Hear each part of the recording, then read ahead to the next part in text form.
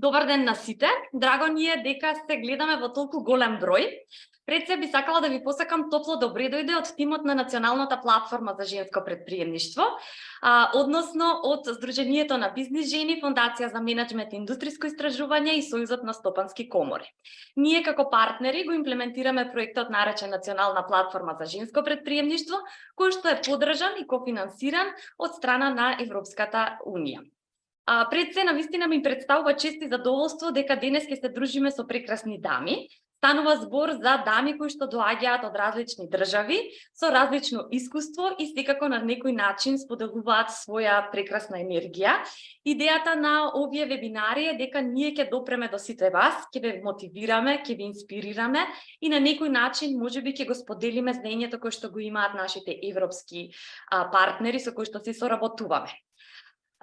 Би сакала да ви известам дека вебинарот ќе биде во вебинар систем, односно сите ќе имате простор за да поставувате прашања во делчето кое што е долу на Q&A. Четот можеме да го користиме за комуникација помеѓу вас и нас како панелисти и спикери. И секако дека овој вебинар ќе биде снимен, што значи дека сите тие кои што не се во можност денес да не гледаат, ќе имаат можност да го гледаат вебинарот малку подоцна. Сега знаеме дека се соочуваме со интернационални тренери и спикери, тоа значи ќе мора малку да менуваме од македонски на англиски и од англиски на македонски. Затоа се надевам дека нема да ви биде проблеми, дека ќе го задржиме вашето внимание. И за таа цел би сакала да ве замолам да останете до крај, бидејќи по излагањето на нашите спикери ќе имате можност да поставувате прашања, а по завршувањето на блокот на прашањата ќе имаме можност да слушнеме малку повеќе за тоа што работи Националната платформа за женско претприемништво, кои се нашите активности, што нудиме ние, како би можеле вие да се вклучите и секако нели што е тоа што сите вас да интересира, на кој начин можеме да се подобриме и да направиме некоја активност за вас. Dear ladies, dear speakers, sorry for the short introduction in Macedonian language. It's always challenging when we are trying to implement an event that is for Macedonian ladies, but in the same time we have international speakers. So the pleasure is ours that we are having on board with us for this webinar. And we are really excited that you accepted our invitation on behalf of National Platform for Women Entrepreneurship, mostly because we believe that you have amazing experience to share with our Macedonian ladies, and in the same time that we believe that the initiatives that we are doing in this moment, especially in green and in digital, can really inspire, motivate, and in the same time somehow maybe let's say, try to trigger some kind of attention to the Macedonian women entrepreneurs and organizations that are working in the field of women entrepreneurship, so your experience can be replicated and shared with them. Without further delay, I would like to say that if you allow me your presentation, I can share after this webinar with our speakers. And in the same time, I would like to say that we are going to record this webinar, which means that the recording is going to be available on our website and on our channel. I was informing the audience that we are going to speak more about the national platforms and the background and everything, and that I will have a presentation on the end of this session, because we don't want to take all of your time. So I would say that we're going to have let's say an order where each one of you is going to present some of the things, and then we will provide space for questions, and on the end I will continue the presentation in Macedonian. But before we start, I would share just shortly about this webinar with the Macedonian audience, what it is about and what we are going to cover today. I will speak in Macedonian, but I prepared the slides as well in English, so everything that I'm going to talk, it's going to be on the other side on English for you. Значи, почитувани учесници, вебинарот ни е на тема поддршка на жените претприемачи во областа на зелената и дигиталната транзиција. Како што напоменав, организирана од страна на Националната платформа за женско претприемништво. Малку подоцна ќе ви споделам во чет и линк како може да не најдете. Тоа е на веб страната www.weplatform.mk. Како што знаете, денес не среда, 22.3. Почнувавме во 11 часот и овој вебинар го имплементираме на нашата Zoom платформа. Зошто го правиме ова? Бидејќи знаеме дека најмокнотно здание за женското претприемништво е во самиот сектор. Затоа и ние се трудиме да ги прикажеме, да ги споделиме самата експертиза која што ја имаат и искуството со работниците со кои што се соработуваме како национална платформа за женско претприемништво. И затоа го носиме искуството од Европа со сите вас и тоа го правиме преку различните иницијативи, а целта ни е, како што напоменав и претходно во самото излагање, да ве мотивираме, да ве инспирираме и на некој начин да ги споделиме успешните практики, бидејќи пред се ние како платформа сакаме да го споделуваме знаењето на сите и веруваме дека штом нешто се промовира и се споделува, тоа значи дека има еден вид на начин да биде споделено и реплицирано и кај нас. Овој вебинар ќе биде преку интерактивен разговор. За жал, вие нема да може да зборувате како публика, меѓутоа тука се нашите говорници, кои што припремија презентации. Јас ветувам дека презентациите ќе ви бидат споделени на мејл на сите вас. И како што ни е темата женско претприемништво, ќе ги споделиме успешните практики, кои што се во областа на зелената и дигиталната транзиција. Знаеме дека дигиталната и зелената трансформација носат многу придобивки за жените предприемачи, односно за тие кои што се подготвени да прифатат промени, да го дематериализираат пазарното растојание, да го елиминираат влезот, бариерите на некои пазари, како и за отварање на нови можности за компаниите. Меѓутоа, свесни сме дека настапи пандемијата COVID-19, ни наметна нов начин на корпоративно работење, воведовме многу нови дигитални алатки кои што може да бидат многу често пријатели на бизнисот, меѓутоа знаеме дека и предизвики истовремено, а сепак благодарение на дигитализацијата информациите ни стануваат полесно достапни, можеме да ги употребуваме различните платформи, уреди, интерфејси и сето тоа ни го овозможува дигиталниот свет во кој што денес живееме. Она што ни се проткајува како непишано правило е дека секојдневно се соочуваме со нови техники и алатки, а тоа е кон поуспешна зелена транзиција за нашите компании. Токму и затоа денес во рамките на овој вебинар ние отворено зборуваме за предизвиците и можностите со кои што се соочуваат сите чинители во претприемачкиот екосистем, како во дигиталниот, така и во зелениот свет, а целиот акцент ни е посебно на жените предприемачи. Вебинарот е дел од серијата на вебинари за врсничко учење на националната платформа за женско претприемништво. Јас претпоставувам дека голем дел од вас учествува и на првиот вебинар, овој е втор, а она што со гордост можеме да кажеме дека не очекува и уште еден вебинар кој што ќе биде имплементиран на есен оваа година. Значи, преку ова врсничко учење ги пренесуваме знаењата на европски реномирани компании, меѓутоа и организации кои што работат во полето на женско претприемништво. И како што напоменав, како имплементатори се јавуваме ние трите организации, кои што се Фондација за менеджмент и индустријско истражување, Дружение на бизнис жени, Сојузот на стопански комори на Македонија и секако дека го правиме тоа заедно со нашите соработници кои што доаѓаат од другите држави. Dear ladies, I will give now a short introduction for each one of you. I'm sure that in your presentation you will share a bit more. So this is just a short text that it was on our banners and everywhere shared, and believe me, I will stop after this. Првата говорничка ни е Катерина Гакани. Ни доаѓа како директор на првата женска енергетска задруга во Европа. Катерина е од Грција. Таа не само што е директор на првата женска енергетска задруга во Европа, туку е и ВЕНКОП добитник на национални европски награди од категоријата на зелена транзиција во европските награди за промоција на предпријатијата. ЕРА 2022. Таа исто така одговорна и за секретаријатот на Грција, кој што е Сдружение на жени предприемачи, така наречено СЕГЕ. Веројатно сте го среќавале бидејќи се доста активни не само во полето на зелена трансформација, туку и во полето на женско предприемништво. Има дипломирано на катедрата за меѓународни европски економски студии на Универзитетот Македонија и ја има завршено онлайн програмата за дигитален маркетинг на Grow with Google. Има завршено стажирање во занаетчиската комора во Солун, била административен вработен во секретаријатот на председателот, во оделот за производство услуги, статистика, истражување и односи со јавноста. Втора спикерка која што денес ќе се обрати, ќе има свој излагање, е Лейла Мајдане. I hope that I'm pronouncing well your surname, Лейла. Таа е социјален претприемач, фокусирана е на зајакнување на луѓето преку технологија, ја започнува својата кариера во IT консалтинг, водела меѓународни проекти за дигитална трансформација, пред целосно да одлучи да се посвети на своето претприемачко патување.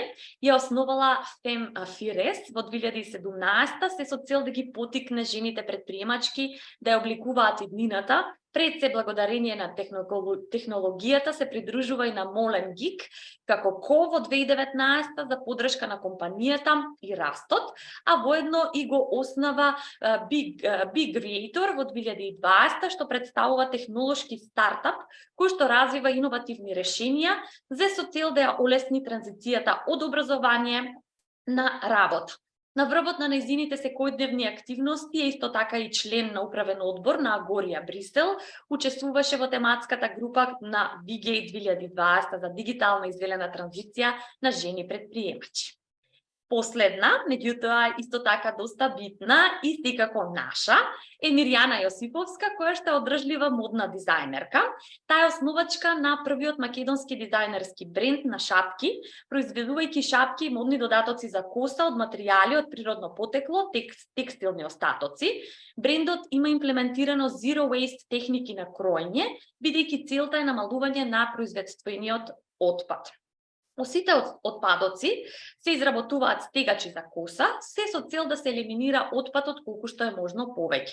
Таа има 9 годишно искуство во модната индустрија, има учествувано на голем број ревии во Скопје, Белград, Лјубљана, како и изложби, надпревари, семинари и работилници кои се насочени кон одржлива мода.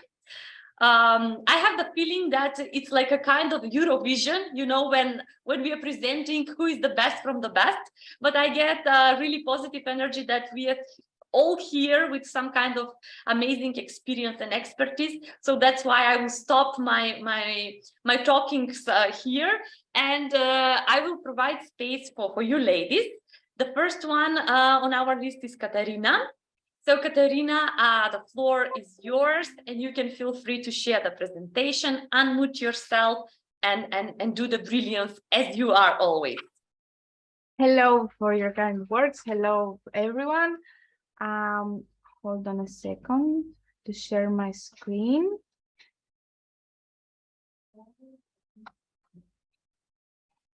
Okay. Can you see my screen? It's okay. Okay, I'm Katerina Gani. I'm the Director of Energy Cooperative Wenkup, and I'm pleased to be with all of you here today. Thank you very much for the invitation. We will talk about Energy Cooperative Wenkup, the new innovative action of SEIE, Greek Association of Women Entrepreneurs, is the establishment of the first energy female social cooperative for women entrepreneurs and their business in Greece, with many benefits. But first of all, I would like to share some information about SEIE. SEIE was founded in 1997 in Thessaloniki. It's a non-governmental organization with a pan-Hellenic non-profit nature and regards women engaged in business activities in Greece. Today has more than 1,200 members throughout Greece. Here are some of our work that we do. We provide to women entrepreneurs the right environment to develop their business and themselves. We promote youth internship. We improve the visibility of the achievements of women businesses, and we undertake initiatives that demonstrate a sense of social responsibility. Let's start with Wenkup. How did the idea came up? We saw that the equity and energy is not very good. Here is the data from 409 energy communities in Greece in 2020, where the 93% of energy communities have less than 2 women participating in their board of directors. 1% of the total energy communities have 4 or 5 women in their board of directors. That's why we came up with this idea of a female energy community. According to the General Electronic Commercial Registry, until the May of 2022, there were 1,217 active energy communities in Greece, while in 2021 there were 911, and in 2020 there were only 329. The distribution of active energy communities in the 13 regions of Greece in May 2022 is shown in this figure. It's in Greek, but first of all, it's the Central Macedonia. Next one. Here, it's a photo of our first PV plant here in Greece in Chalkidiki. Why you should join the first women's energy community? For example, because with a small share, you gain energy autonomy, you cooperate with women from all over Greece, and you want to be part of the change. And for many other reasons, of course. Well, the purpose is for our members, either as natural or legal people, to be able to operate in the energy sector, utilizing pure energy sources, reduce the cost of their business, and increase their family income. According to research by experts, the most environmentally friendly means of energy production turn out to be solar panels. So WENCOOP allows women to proceed with the design and implementation of a project that will educate them in terms of energy production, provide them with training in energy efficiency, and support them in implementing green policies for their businesses.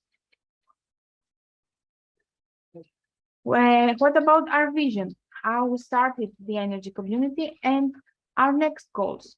Our next goals for 2023 is to develop 3 more PV plants since we have finished the construction with our first one. The vision is to use the produced energy for electromobility according to the EU goal of making Europe the first climate neutral continent by 2050. Here is the story of energy cooperative WENCOOP. The idea of the creation, as we said before, started from SEIE and was first born in December 2020. Workshops took place to inform the members of the association about the potential of establishing an energy cooperative in Greece. WENCOOP statute was developed in June 2021. The cost of its share is 500 euros. And the capital now, it's approximately 500,000.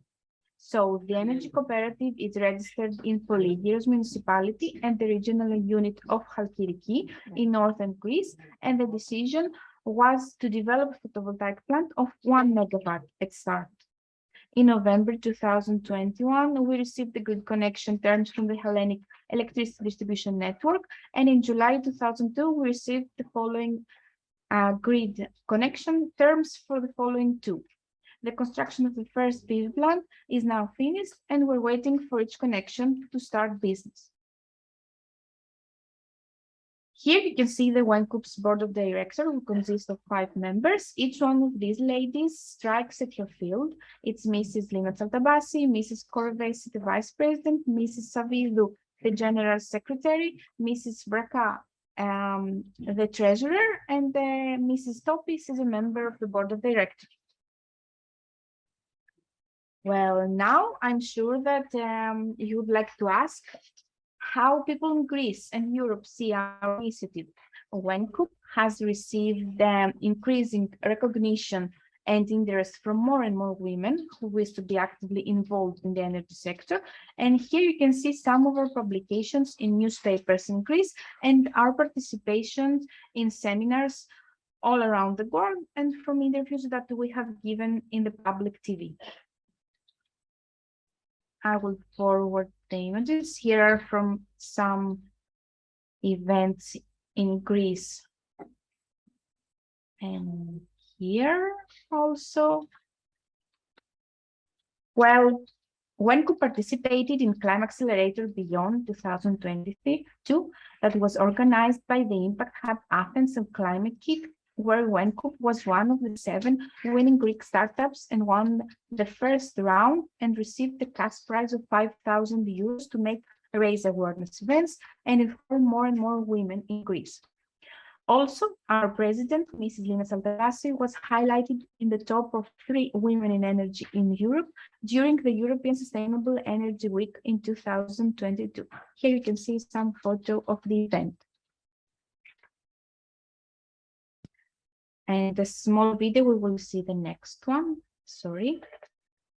Okay. Last but not least, OneCoop is national and European winner in the category supporting the energy transition at the European Entrepreneurship Promotion Awards EPA 2022. I would like to share a short video of our moment, if it's possible.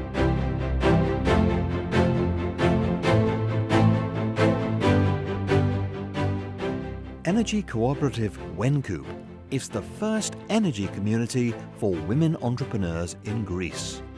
Their purpose is to develop female entrepreneurship whilst addressing energy poverty, promoting sustainability, and investigating how to produce and supply energy efficiently at a local and regional level.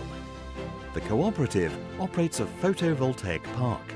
The energy produced is to be used in electromobility actions, and free quantities are allocated to vulnerable population groups.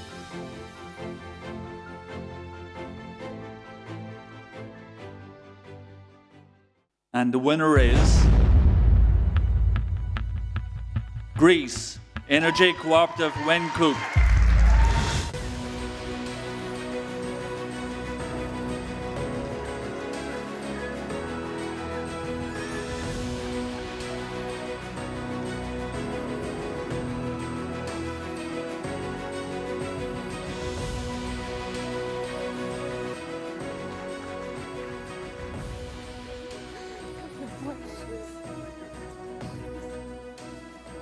And a photo with our winners and with jury representative.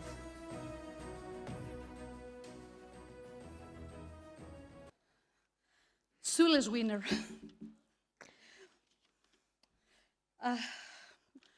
All these years I was looking at all these projects that they have shaped the entrepreneurial ecosystem, and it's strange being here. This prize belongs to 66 brave women that invested their money in starting this project. It is all about all these no's that we heard and became yes. And this is a winning project. So I want to thank, first of all, the core team, Nasia, Katerina, Anastasia, and Christina, who supported from the very first beginning this crazy idea, because nobody believed in that at the beginning. I want, of course, to thank Halkidiki Chamber, the president, and all the board, who is the only official stakeholder who really supported us from the beginning. I want to thank the national jury, Mrs. Olga Nikolopoulou from the ministry, who supported us, the co-finalists, who makes this even more precious because they were extremely good projects, and of course the Commission who honored us, and the European Committee that really gave us this chance in shaping up 500 women within 1 year. They have transitioned. We assisted the transition, we have assisted their training, and we have assisted more than 1,000 households to go out of energy poverty as much as we could, of course. Thank you for everything. Congratulations. Thank you. Mrs. Tsartabasi say everything. I want only to tell you a big thank you. Ευχαριστώ. Okay, so this was a moment from our EPA award. And here you can see some detailed contacts. Our social media, our website, or our email is all for you, and you can send us an email and ask us if there's anything else you want to know. Thank you again. I hope I was on time. Yes. Thank you once more. Thank you very much. We will try to keep you here. If you would like to stop sharing and to stay until we hear all the other speakers, and then to provide a time for questions for our audience. We've seen lots of emotions, so it's good when we are sharing this kind of things with the audience, that we can feel how it feels sometimes when you're working on something and when you try to achieve something. I will leave all of the contacts from Katerina with the audience, and I will share as well the presentations, so you as the audience can approach directly Katarina, talking about working together or implementing some of the projects. Now I would like to give the floor to Leila. She's going to do a short introduction about her part, and in the same time as well, get you familiar with the things that she's working, and then we will continue with Miriam. Leila, the floor is yours.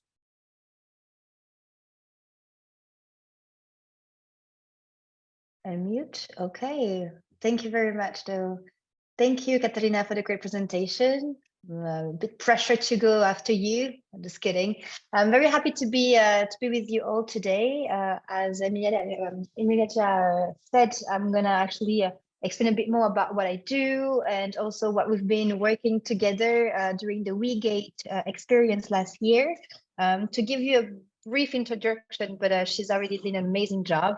I'm actually 31 years old. I'm born in Brussels. I have a Moroccan father, a Belgian, Croatian mother. I had the opportunity and the chance to be awarded last year top 50 women in tech in 2022 in Belgium, as well as being also one of the top 100 most influential women in startup this year. I had the chance to be a member of the WeGate thematic group for the digital transition of women entrepreneurs. I'm also a speaker, I'm a board member, a trainer, and a mentor, and I funded so far 3 ventures that's called Be Greater, Femme Fière, and the Sochi Festival. Femme Fière in English is actually fierce woman, because I believe that we are all fierce. So it has to be very straightforward. To give you a brief idea about my hat with Fierce Woman, because I think this is the most relevant one here, what we do is that we boost the digital skills for women entrepreneurs. So in terms of the activities that we have 2 support programs, one for women who actually want to start their activity and one for women who has started already but wants to accelerate their growth. So that's one of the activities that we propose within the charity Femme Fière. The other one is online trainings on digital tools. So the idea is to give you different tools, free tools most of the time, that actually will support you in creating amazing design. For instance, I've seen that Katarina, you also use Canva. I'm on Canva too to create my presentations. If you want to optimize your project management skills and follow up on your projects, you can use tools like Notion or Trello. You have free tools to do your market research. You have free tools to create your website like Wix, like WordPress. So the idea is really to make sure that you become autonomous and that you can increase your digital skills, because today, if you want to become entrepreneurs, you have to have an online presence. And this is mandatory to ensure your success. So this is what we focus, and every year we organize one big event to make sure that everybody can meet, can network, can exchange ideas and innovate. That is called the Sochi Festival. I've added a couple of pictures as well that I can't see here. Here they are. So I give you a bit of idea. What we organize is conferences, we do exhibitions to actually explain the gender biases that can happen in technologies such as artificial intelligence, but also the Web3 technologies like blockchain, NFTs. We also cover XR, VR. So I hope that some of you are a bit I wouldn't say tech savvy, but who are interested. Otherwise, I will speak Chinese to you right now. But hopefully, you will still be with me. But yeah, my goal is to make sure that us as women, we can also leverage technologies and we can also create awareness, because it's also a safe space that gives you so many opportunities. Of course, there are some downsides that we're gonna check later on today. But it's very important for me, for us, for our futures, for our daughters, to actually ensure that the technologies that we are using are also safe. And to be safe, we need more women in these areas. So I will directly jump into the WeGate thematic group, because this is going to be the focus of my presentation. In a nutshell, the WeGate thematic group, what is the objective? The objective of that group is to ensure that women entrepreneurs can find the necessary assistance, inspiration, motivation, mentors, and so many other stuff in just one place where everything is centralized to ensure that you can find as many information as possible and ensure that you can accelerate your growth thanks to the network and the resources that are being shared. So it's during this, it's within this thematic group that we had the opportunity to talk a bit more about the digital transition of women entrepreneurs in Europe, of course, and see how we need to what we need to do to create safe and fair technologies, because actually, as of now, we can still see that, you know, we are going through some challenges with that. But why is it important to talk about the digital transformation at first and the digital transition at first? It's important because, as just mentioned right before, your maturity in your digital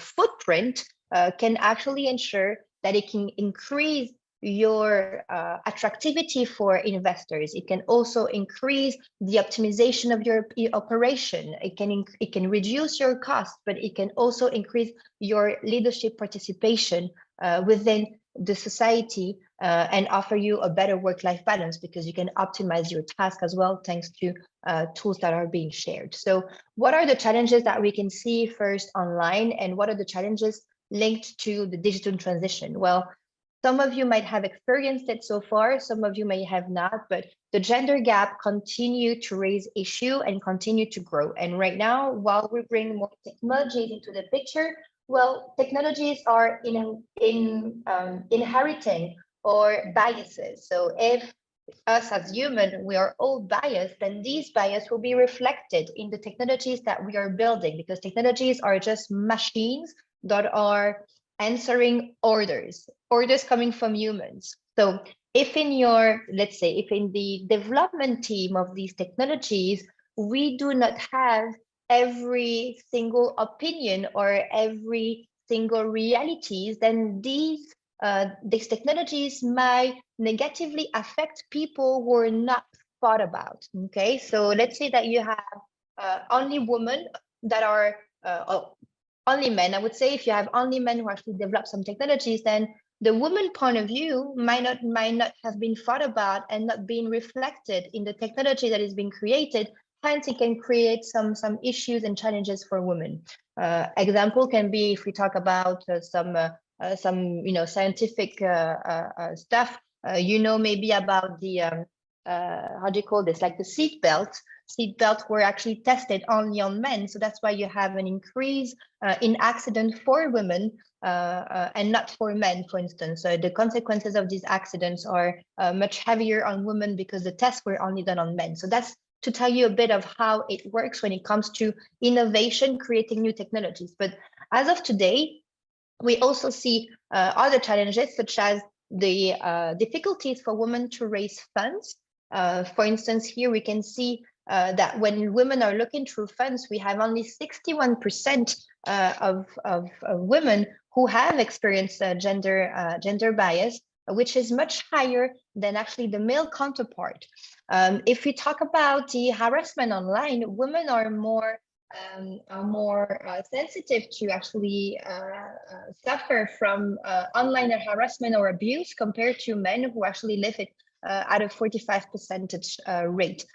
When it comes to social media, only 26% of women are using social media to promote their businesses compared to 41% of men entrepreneurs, while we know that social media is just a gold mine to ensure that you can increase the sales of your product. So clearly, women are still less present in the spheres of the digital, but also suffer from biases when it comes to finding funds, etc., etc. So what we have done is that we looked at how we can actually guarantee safe and fair technologies for everyone. So what can we actually suggest to the European Commission that they need to implement to strengthen their regulatory framework and ensure that women can actually leverage technologies as much as men, and these technologies can be fair for all of them. Well, we have built our recommendation report, our policy brief we have based it on 5 axes. These axes, you can see it here. So it's ethics in artificial intelligence, gender, cybersecurity, tech readiness of female-led startups, gender gap in digital skills, and women in digital innovation. So let me just go briefly into each of them so you see what we have been talking about. So the first one is actually regarding AI. So AI today relies on a lot of data for an algorithm to work and to make sure that it takes the right decision. It needs to be trained a lot on a lot of data. But these data are mainly historical data. So if we take, for instance, the credit score in a bank, if you want to actually buy a house and you go to a bank to say, hey, I need a credit, the bank will actually use algorithms to see if you have the potential to pay back, if you're going to be a good person to pay back or not. And these decisions will be based on, the data that has been stored in the bank for many, many years, and that has given ideas about the different type of profiles that ask for credit. You will actually be put into the system and also assessed to see if you have rather a good profile or not. If the algorithm and the data actually disadvantaged women in the past and show that women are not good payers, then you might actually face a negative credit score because of the historical data and not because you are a bad payer yourself. So it's very important that once we start creating AI, we also think about how data is biased and the impact in the output of these data. So we have suggested to actually, strengthen the framework to be more careful on the type of data that are being fed and trained into these algorithms to ensure that women are not negatively impacted by these algorithms, where they will not have other choice but just to accept the decision because it's actually a machine and not a human being. The second aspect that we talked about was cybersecurity, because we as women often are facing, insults, harassments, men trying to contact us here and there on different social media, comments that can actually affect our reputation and stuff like this. And even for kids, we see the same things, where on YouTube, sometimes we can see, some men actually trying to contact minor kids, trying to reach them on Facebook and other platforms such as YouTube, etc. So it's very important to make sure that we can create more awareness for kids, but also for adults, on cybersecurity and how to protect yourself, your business, and your children when it comes to the safety online.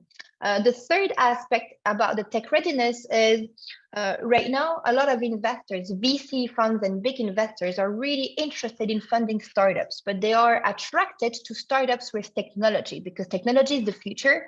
So they are looking to see how you are using technology to ensure a big scalability. However, from the statistic that we see, most of the startups that are raising funds through these VCs are men-funded startups, because women have not yet implemented technologies in their own businesses, in their business models, and in their activities. So it's one thing to use, for instance, Google Form or Zoom. It's another thing to have your business based on technology for your activity. So we are trying to recommend, for instance, the creation of digital hubs, digital incubators, where you can come with your idea and you can say, look, this is what I want to do, and receive advice from experts that will tell you how technology can help you and how you can use technology from your foundation to ensure that you can increase your scalability and that you can become attractive to investors. The fourth one is obviously in terms of training. So we see that it's an issue for a lot of women that are in big cities, but also in remote areas, in rural areas where they do not have access to technology. Sometimes they have smartphones, but they have not a lot of access to the internet, and they're suffering from this lack of infrastructure. They're suffering from it. It's becoming difficult for them to also raise up to their educational level when it comes to securing the right skills for the future. So we've been recommending and suggesting as well to increase the investment in infrastructure to ensure that all women around the world can actually have the right skills to get the job that they want, the job in a company, but also a job that they can create from themselves, their own business. And the fifth one, I'm looking at the time to see if I'm still on time, a couple of more minutes before I let my dear colleague Mirjana step in. The last one is actually on the digital innovation. As I mentioned right before, for the first example, when I told you about artificial intelligence, if you have only male for building all this innovation, the innovation will be for male only. I want more innovation for women. We need innovation as well for our own lives, and men cannot think about it. We are the only one who have this idea because we're going through it. Simple example, we have our periods. We can find, amazing, innovative ideas to support us in our periods. Men will not think about it because they don't go through it, they don't live it, they don't know what to do. We know. So if we want our daughters to actually, take advantage of these kind of innovations, we can't rely on men. We need more women to think about this innovation and support ourselves and support our daughters. So we are also recommending that to have more awareness campaigns and more work that is being done to make sure that we have more women in the innovation sphere to make sure that we can have the right innovation for us as well. I'm going to finish on this slide. What can you do? Because I don't see you right now. I don't know how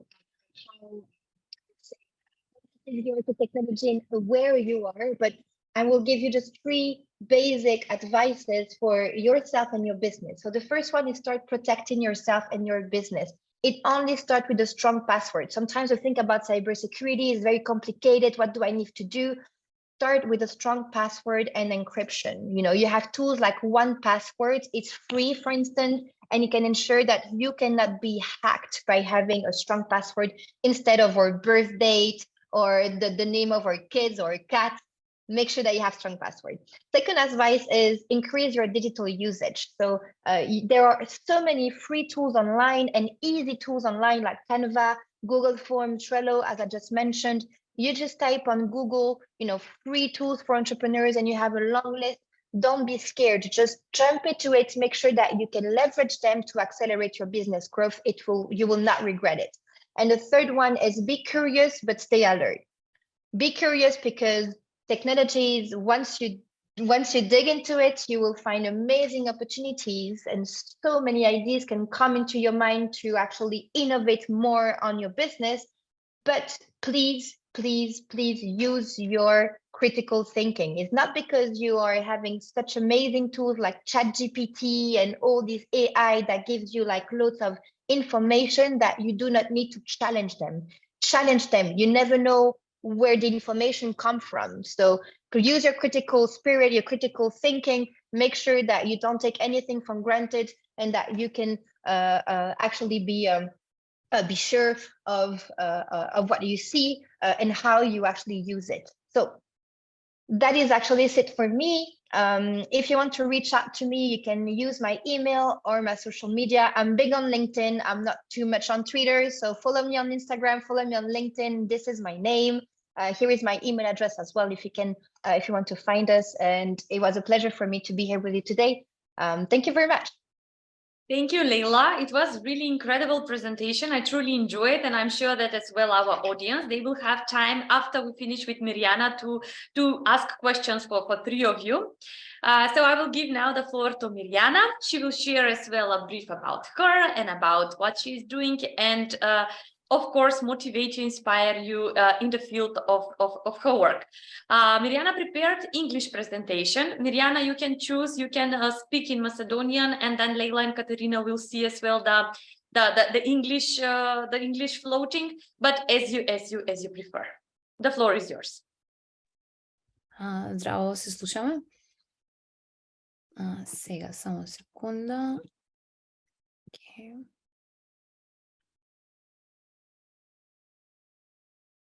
Дали се гледаме? Да, супер е. Okay.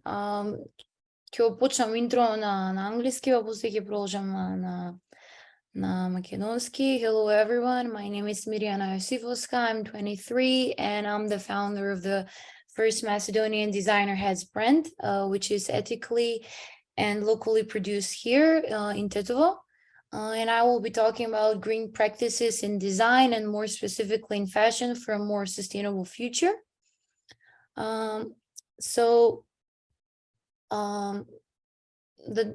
Целата презентација поделив во 3 главни дела, а тоа се одржливи проекти на кои што имам работено за мојот бренд, но исто така и препораки и некои видови на типс за тоа како секој од нас може да стане поодржлив пазарувач, односно потрошувач, или како подобро да се грижиме за нашата облека.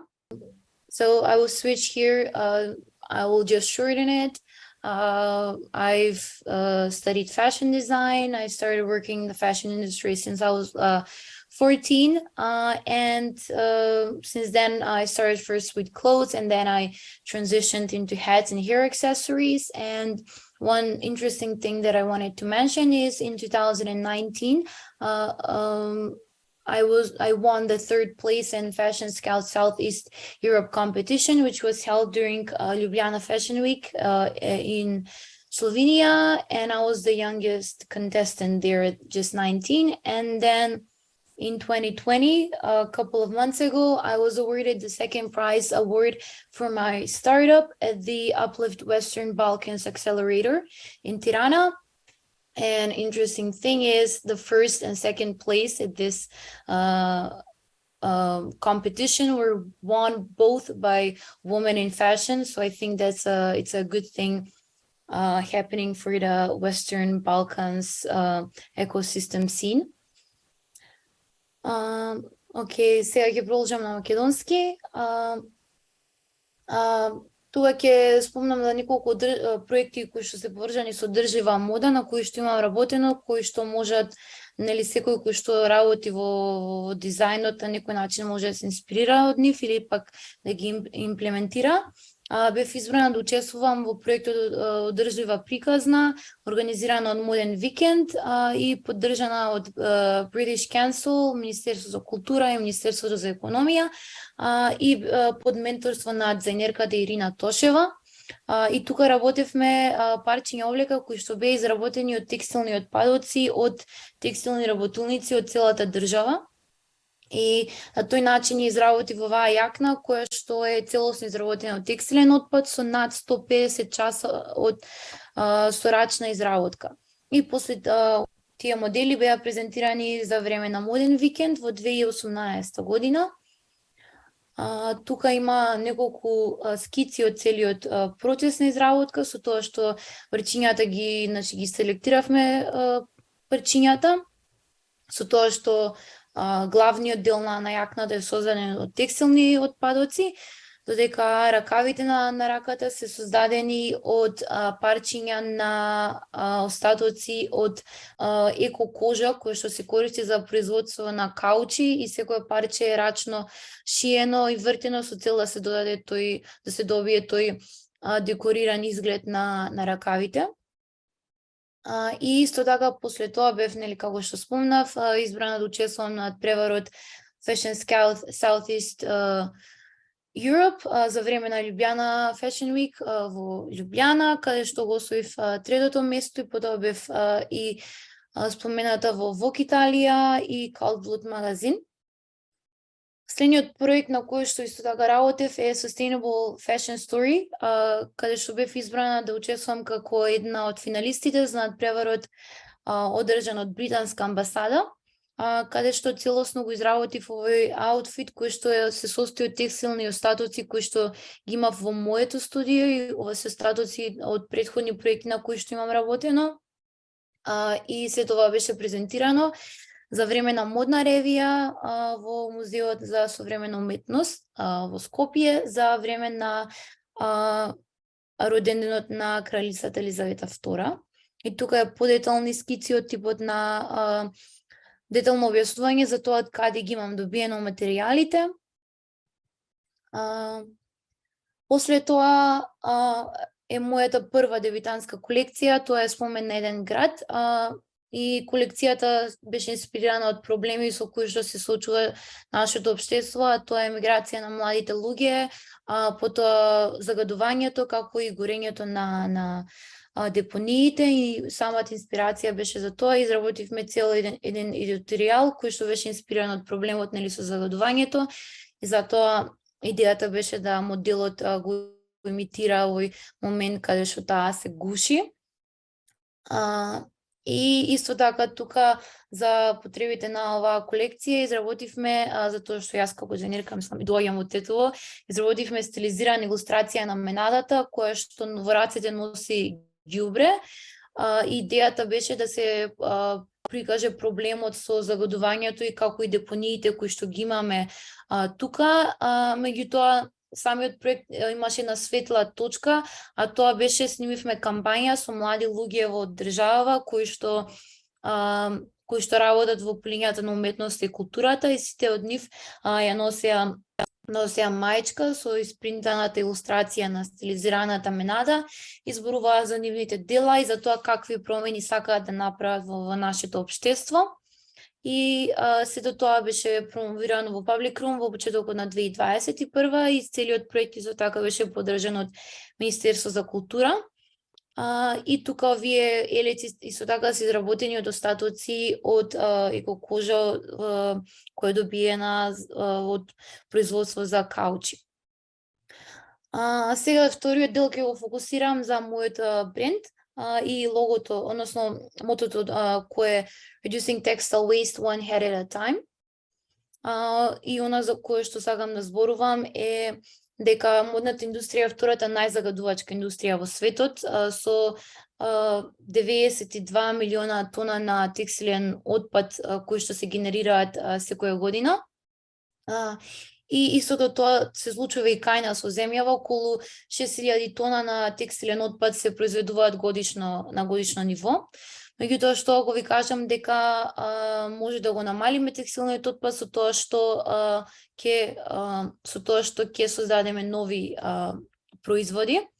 Долго време размислував како можам да го решам овој проблем и причината за тоа е што голем дел, односно речи се целиот процент од текстилниот отпад доаѓа во мали количини, така да размислував како можам јас да го намалам со тоа да создам нови производи и решението беше шапки, затоа што да создадете шапка ви треба околу и помалку 30 сантиметри на материјал, така да шапките беа одличното решение за ова.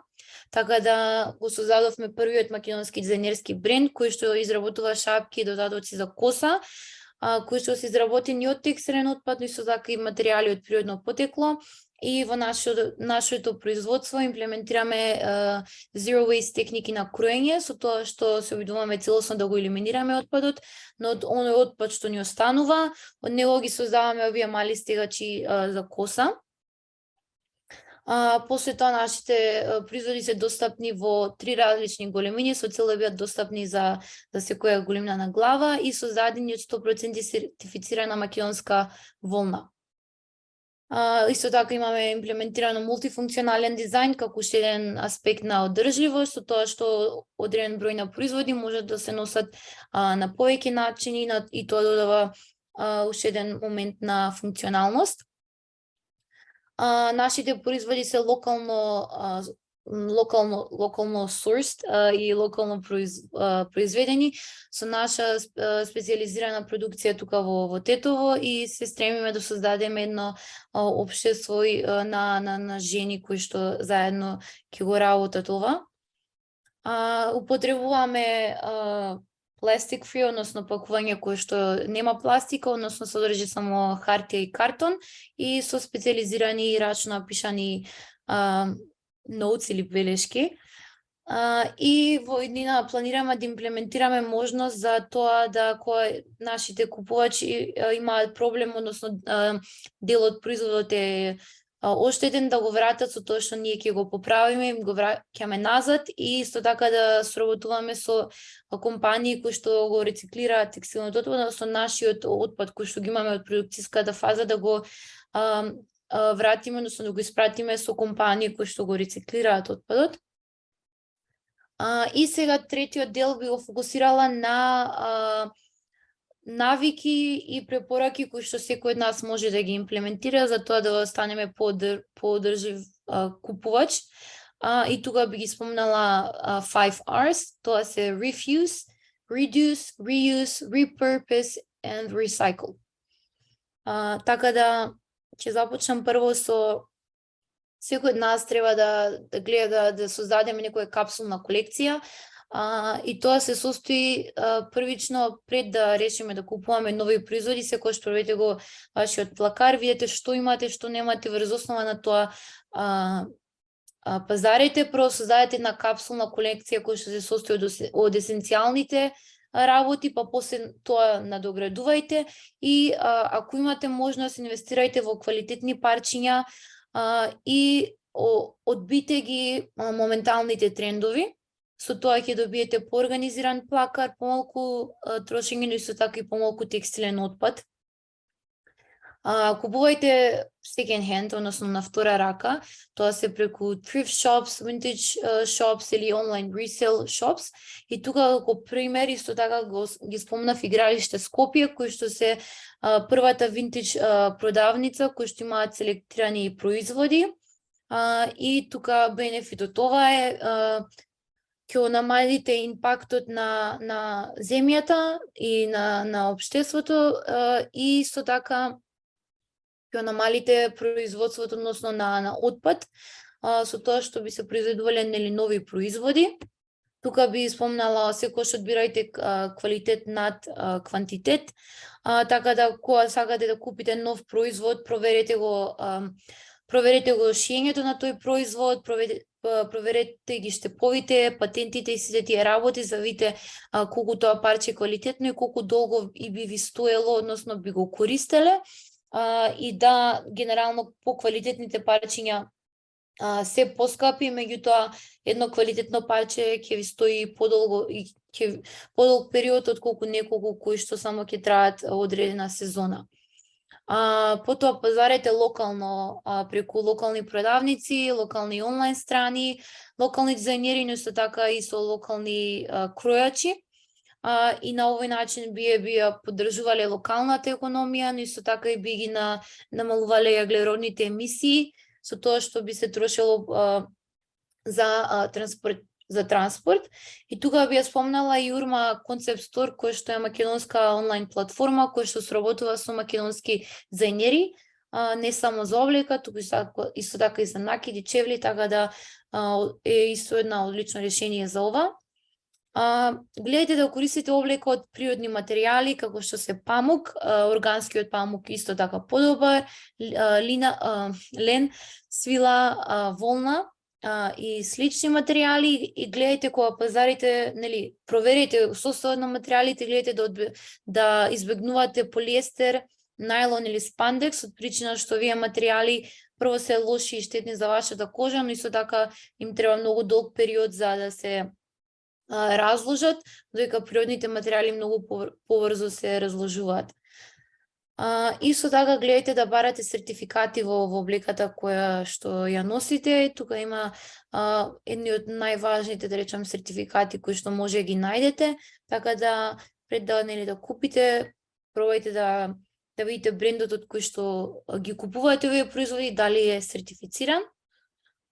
И исто така најважното и последното е, дури и ако имате, мислам, и поголемиот дел од нас има производи кои што се од брза мода, и тоа е затоа што не секој може да купува одржлива мода, меѓутоа најважното е да добро се грижите за вашата облека и на тој начин ќе продолжите рокот на тоа парче. Тоа е, гледајте, пазете ги, белешките кои што ги пишува од страна на производ за тоа како да се грижите за нив, поделикатни материјали, перете ги веднаш или по можност на рака, исто така сушете ги надвор отколку во машина. Гледајте да некој парче облека да го поправите, дали самите или на кројач, отколку веднаш да го фрлите, и исто така избегнувајте сушење во машина ако е тоа можно.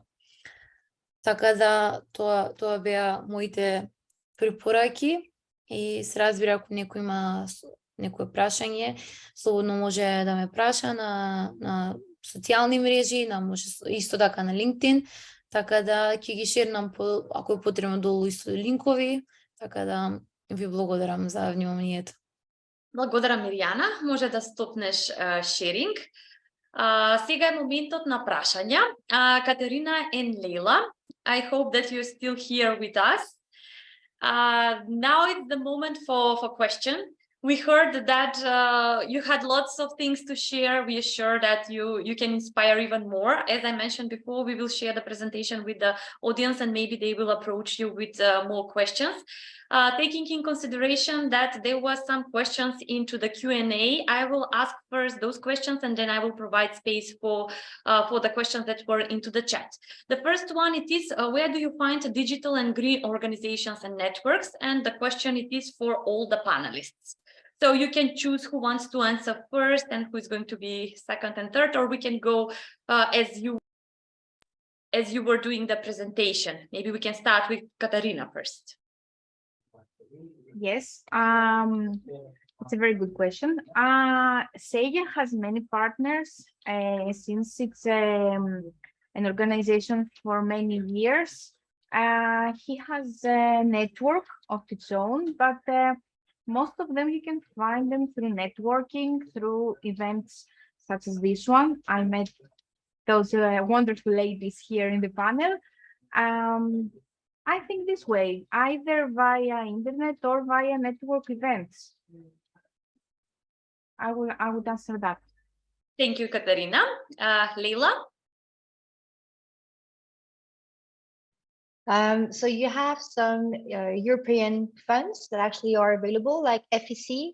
So FSC in French is Fonds Social Europe. I think in English I'll need to check, but it's the Social Fund for Europe. And basically there it's millions of euros. It's European Social Fund. So in English it's ESF. I'm gonna send it to you in the chat so you have the information here. Yeah. And they give like a couple of 100,000 depending on your project. It can go up to like a couple of millions as well, depending if you're working by yourself or in cooperative with other actors as well. And they actually give quite lots of funds if your application is strong as well, of course. And it's also funds that you can get for a couple of years. So it's quite good. It's very intense. So if you have a big team, I suggest that you go for that. If you have a very small team, I suggest that you wait because it's very, very intensive. It's quite heavy in terms of the efforts that it's requiring. But if you get it, then it's amazing.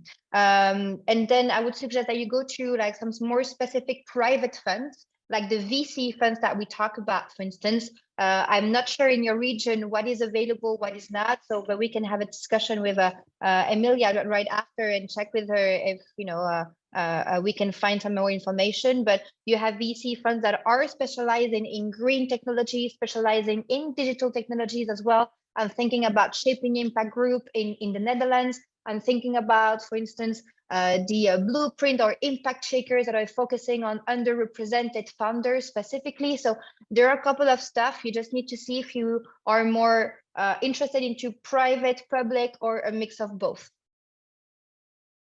Thank you, Leila. Мирјана?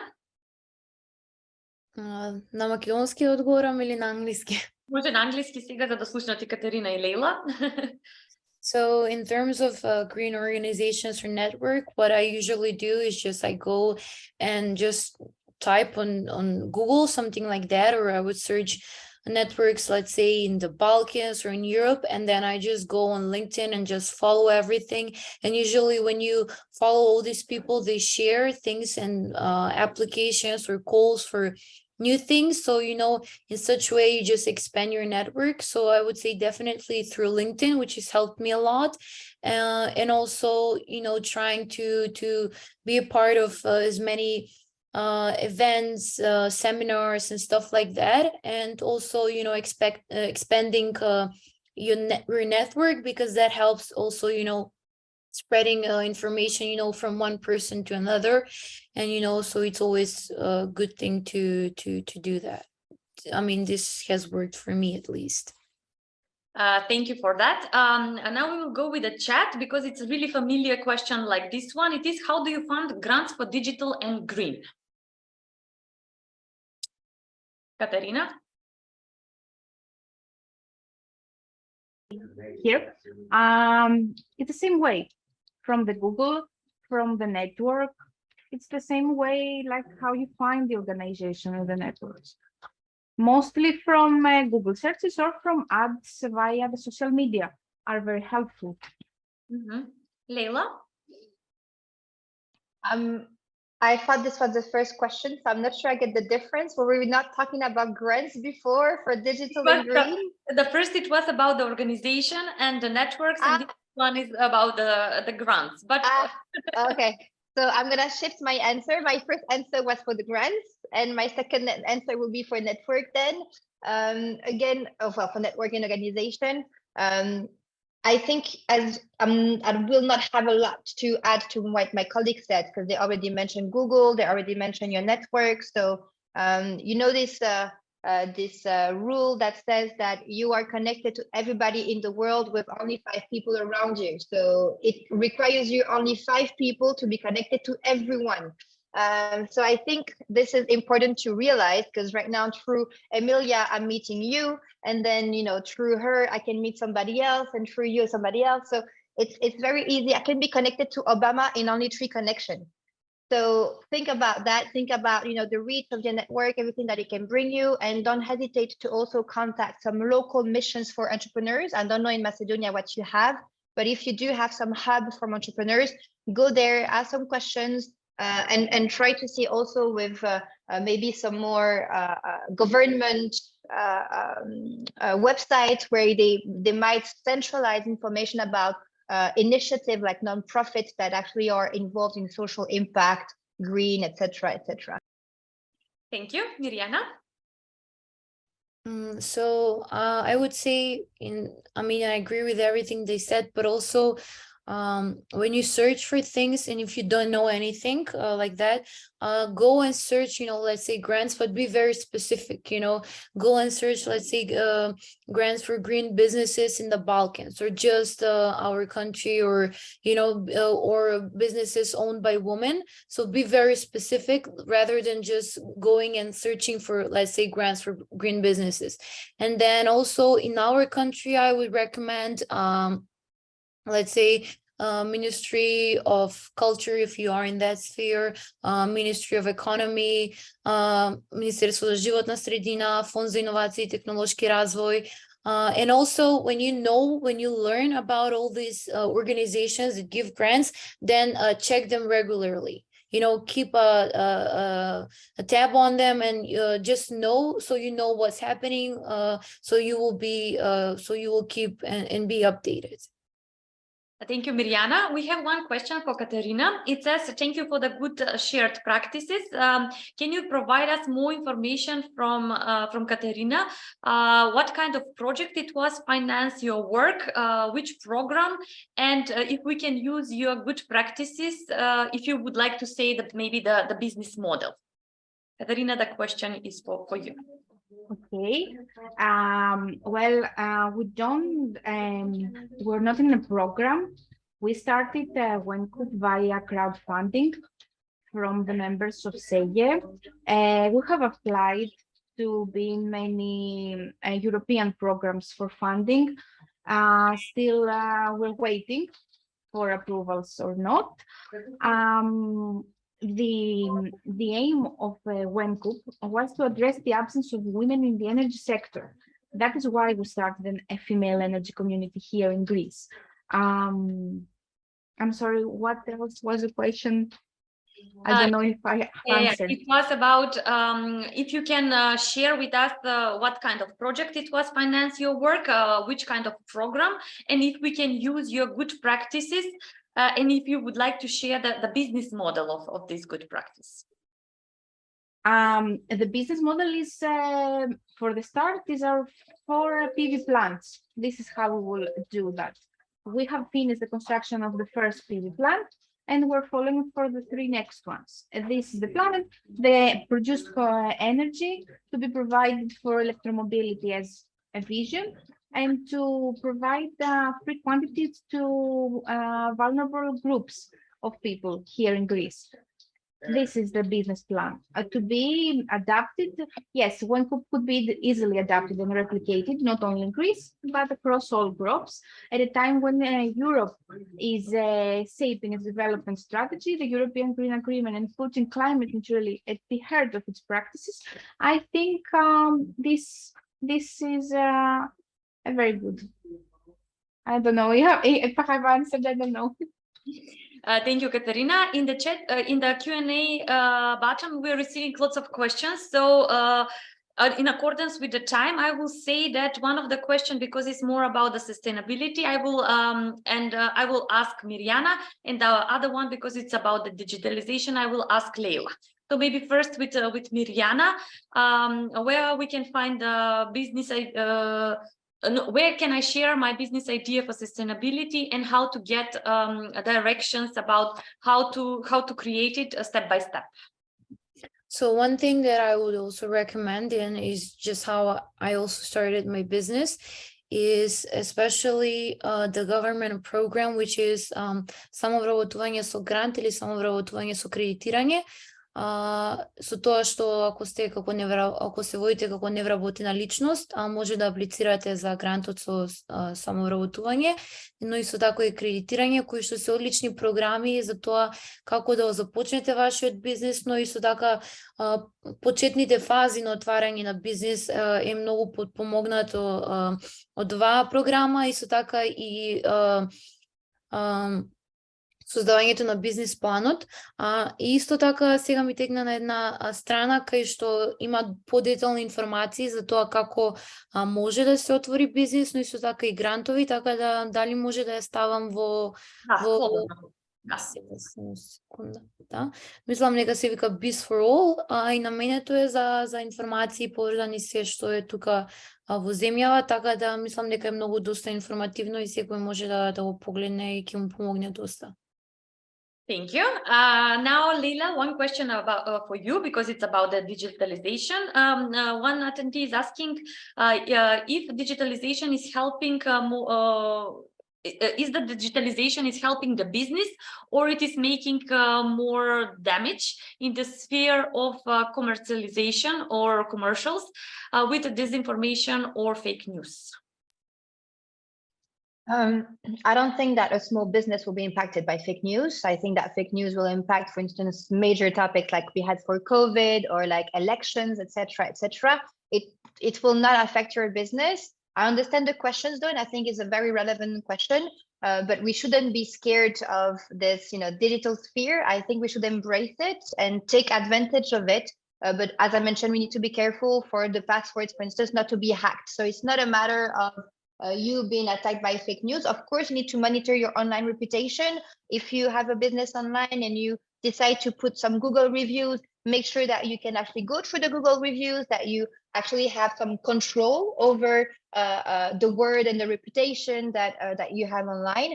But it opens amazing opportunities. I mean, if you have a shop, for instance, or a brand, well, your shop would only reach people in your neighborhood or in the neighborhood around it. But if you actually have a shop online, you can sell your stuff to other countries. You can sell your stuff to me in Belgium. You can sell your stuff in US, in Japan. You can sell it everywhere. And your message will only be spread in a much better way as well, because you can personalize and customize your messages. When you do your sales in your shop, for instance, it's you can't serve everybody very specifically. You need to have the same approach to everyone. Online, you can actually create some very specific target audiences where you can mention, for instance, but this person, she is more interested for clothes or for, I don't know, like a beauty product or this or that. And then they can receive very specific newsletter and very specific emails for their product of interest. And I think that also my colleague Mirjana was also in the field of fashion. She can probably agree with me that this personalization and customization is very important. And it's really bringing your business to a next level as well. You can do some pre-ordering and everything is more efficient. Well, I'm a big advocate for digital, so I will always bring the positive aspect. But for the worries, I would say just make sure, as I said, that you have strong password, that you can protect your website where you actually receive the funds, and that's it. To be honest with you, there is no need for more I would say worry than that. Thank you very much, Leila. I think that what most, let's say it's a trigger and most interested, how to formalize. What is the most important for every woman are the grants, so and the funds. So let's keep it simple and let's make a summarize of everything that you said. You had amazing project, you're having amazing activities and works that you're doing. We have one question that is saying, are there specific funds where we can apply as women business startup? So do you suggest some business funds? Do you have some kind of information where they can search and let's say directly say, okay, I have idea and I'm applying my idea there. Do you want to suggest to share some links? Anyone from you can answer. We don't have to go one by one. I'm sharing some links directly in the chat. Thank you. I don't know a very specific one, but I would say just type the business you are or the sector you are, and just say woman-led, let's say green energy grants. And you will just show you everything. So, but be very specific when you when you type for certain grants, because you can be everything and you can be for everyone. So, be very specific. If you would like, you can rethink maybe after this presentation and send me an email tomorrow or after tomorrow, yes. So I can as well share with the audience, because I think that their concern is how you're getting your grants and from where you're getting. So maybe it can be something that you already tried or something that you already experienced. So ladies, it's like it was a pleasure to talk with all of you. I don't want to take more of your time, so I would like to say how grateful I am that I had the possibility to share this webinar today with you. I will continue now in Macedonian, just a short presentation for our Macedonian ladies to inform them about the activities of the National Platform for Women Entrepreneurship, and in the same time how they can join us in other activities that are there. So because it's going to be on Macedonian, you don't have to be present, but thank you anyhow for everything that you provided today here. Драги учеснички, јас сега ќе продолжам со македонски и со презентацијата за националната платформа. Знам дека голем дел од вас се веќе присутни и дека не следат нас и нашите канали. Јас го споделив и линкот како може да ја најдете нашата платформа и се што ви интересира. Меѓутоа би сакала и во кратки црти да ве запознам со нашата работа, што правиме и како може да се вклучите. Неколку пати напоменав, меѓутоа ќе ги видите и логоата долу. Ние сме Сдружение на бизнес жени, Фондација за менеджмент и индустријско истражување, Сојуз на стопански комори на Македонија. Ќе видите дека сите имплементираме голем дел на различни проекти и различни активности, меѓутоа она што не спојува сите три организации е пасијата за женското предприемништво. Така и прво за почеток на овој проект направивме еден работен состанок за креирање на оваа платформа. На тој начин направивме обединување на веќе постоечката платформа за женско предприемништво и Националниот совет за женско предприемништво кој што го имавме од претходно. По самото тоа го формиравме и Советот на Националната платформа. Советот ни се состои од организации. Тоа се организации кои што работат во женското предприемништво. Битна ни е целата таа идеја, што се прави на локално ниво, кои се потребите, затоа и многу често координираме и се организираме заедно со нив и организираме различен број на тематски групи. Првата тематска група ни беше на тема политики и програми за женското предприемништво. Одржавме 3 состаноци, а како резултат од таа тематска група ни излезе и овој policy brief или документ за кратки јавни политики, кој што содржи програми и политики за женското предприемништво. Јас кога ќе ви ги пратам презентациите, ќе ви испратам и линкови за овој документ и за сите работи кои што ги зборам во мојата презентација, така да ќе ви биде многу полесно да ги најдете овие информации. Она што е карактеристично за оваа платформа е дека ние за прв пат ја промовиравме на 21 мај 2021 година во хотел Хилтон, меѓутоа тоа беше конференција на која што ги поканивме основачите на платформата, министрите, високите представници на Европска унија, дипломатите, представниците на невладиниот сектор, бизнис заедницата, бидејќи сите учесници се согласија дека е потребно едно вакво тело кое што ќе ги обединува сите и дека ќе ни придонесе ова тело да го напредиме женското претприемништво како во нашата земја, така и нели и на европско ниво, бидејќи ние секогаш сме овде рамо до рамо со нашите европски соработници да дознаеме нешто повеќе, да го примениме кај нас и да го споделиме со сите вас.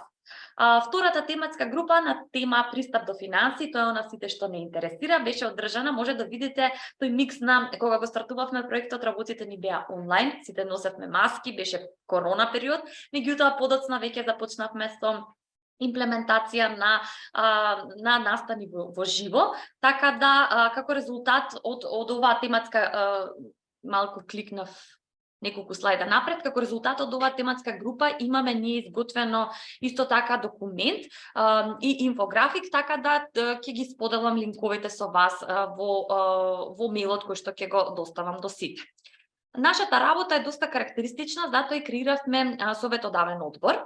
Советодавниот одбор ни се состои од високи функционери, односно тоа се жени кои што имаат големо искуство во полето на женско претприемништво, меѓутоа доаѓаат од други сектори и тоа го имаме секторот медиуми, секторот академија, секторот финанси, подоцна ги имаме невладините организации, јавните институции и секако и министерствата, затоа и тоа тело ни споделува кои се актуелните политики, лобираат заедно со нас, каде да се насочиме, на кој начин можеме да ги смениме нештата. Со нив се состануваме 2 пати годишно и тоа значи дека доста често ги следиме трендовите и нели секако сме секогаш во текст со она што е актуелно.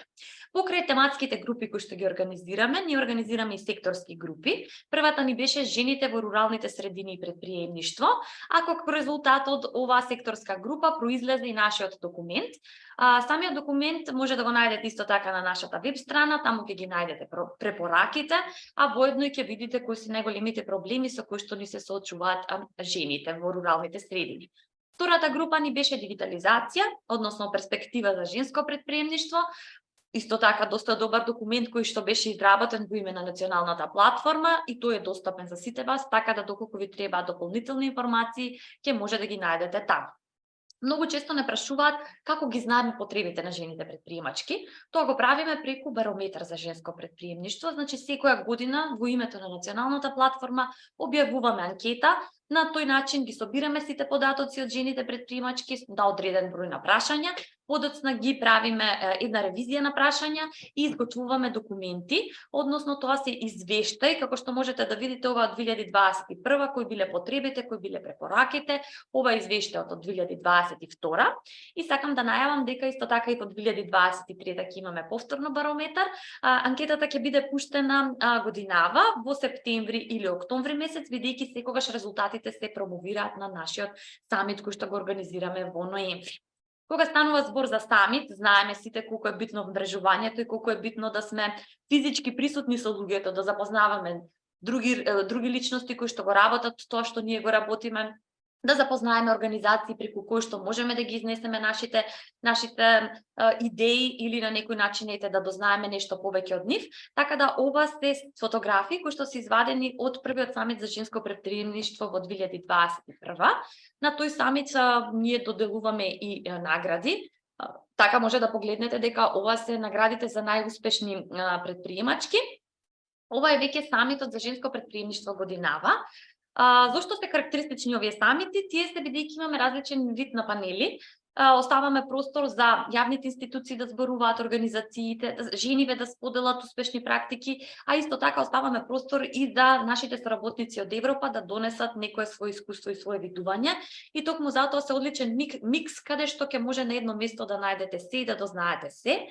Ова се наградите кои што ги доделивме исто така оваа година. И секако ќе видите во презентацијата дека ни следи уште еден самит. Ние сме секогаш блиску со локалните хабови, односно имаме локални хабови кои што постојат на локално ниво во сите плански региони. Тоа значи дека потпишуваме декларации за соработка со женското претприемништво со голем дел на градоначалници, организации, институции, факултети, така да доколку сте од било кој град од Македонија, слободно може да не контактирате, а ние ќе ве ставиме во контакт со нашите локални координаторки кои секако со задоволство би одговориле на вашите прашања, а и секако би ви помогнале за се што имате како идеја. Како национална платформа организираме и обуки. Ова е обуката која што организиравме за застапување. Опфативме 50 учесници кои што беа представници од граѓанските организации, затоа што ни е битно и знаеме дека организациите се нашите партнери, токму тие се двигателите на секое ниво, затоа и многу често гледаме како да ги охрабриме, што да донесеме како идеја за нив, бидејќи знаеме дека подоцна сето тоа може да им донесе и на нив еден вид на бенефит, меѓутоа и може да донесе бенефит за општо за сите жени кои што се вклучени во претприемништвото. Ова изведов неколку микс на фотографии, овде може да видите различни градоначалници, потпишувавме декларации за женско претприемништво, зборувавме за политиките кои што се на локално ниво, како можеме да креираме совети за женско претприемништво, што можеме да донесеме од нашето искуство, така да ви сакала да ги поздравам голем дел од градоначалниците кои што излегува во пресрет на овој проект и не поддржа во самата идеја преку креирање на совети за женско претприемништво, а секако дека тие совети подоцна се менаџирани и се раководени секако од лицата кои што се во тој град и нели жените претприемачки, организациите и јавните институции. Ова исто така на микс од градоначалници.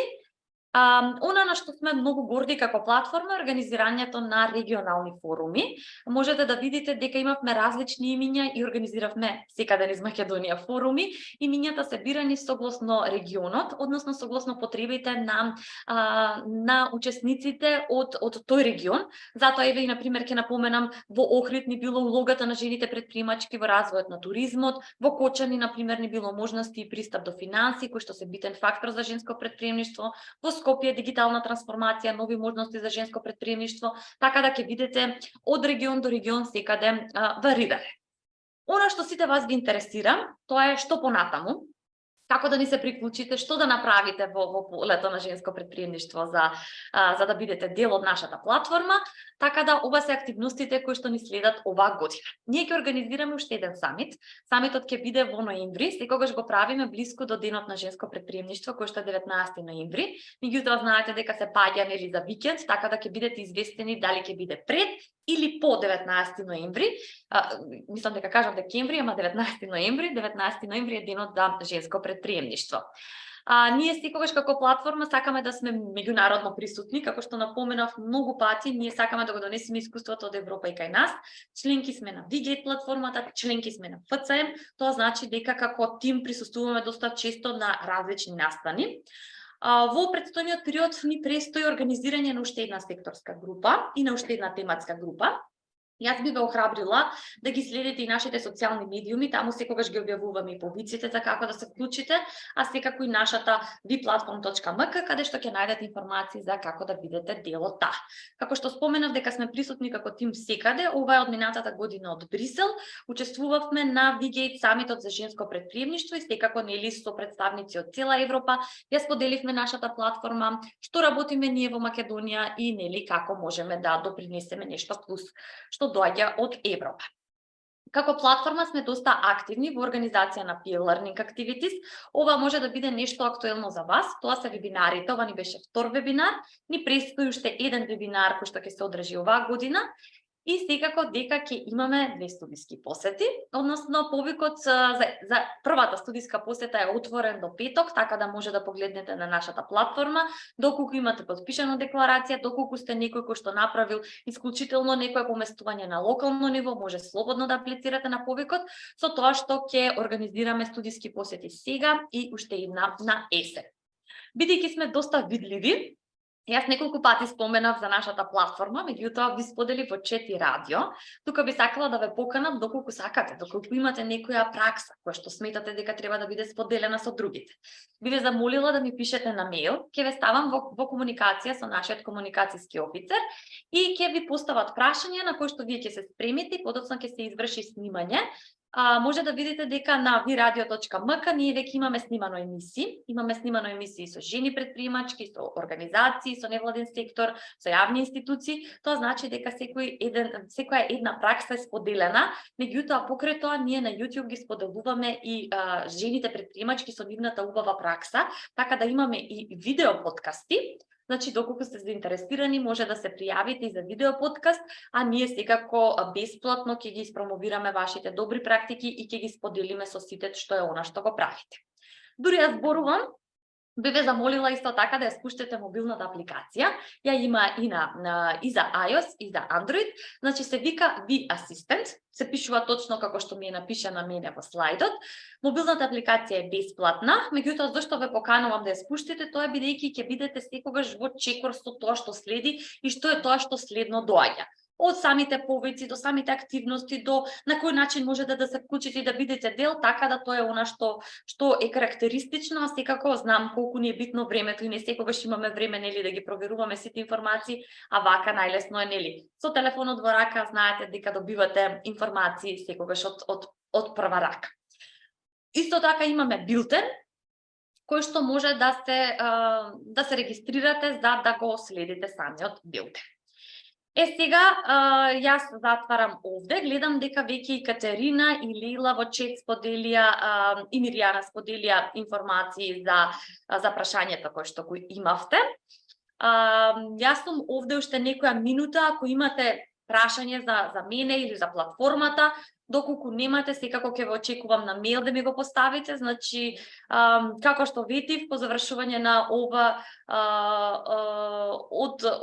после гледам дека од Лейла не се појавуваат линковите.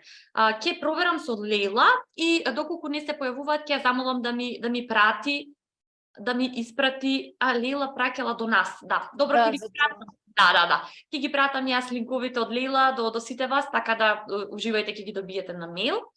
Би ви се заблагодарила многу, извинете што ви одземавме плюс 6 минути од предвиденото време, меѓутоа се надевам дека уживавте исто колку што уживавме и ние. Се гледаме на следниот вебинар, се гледаме на следните активности и секако продолжите да не следите и останете си со добро здравје. Ви посакувам убава работна недела и поздрав до сите.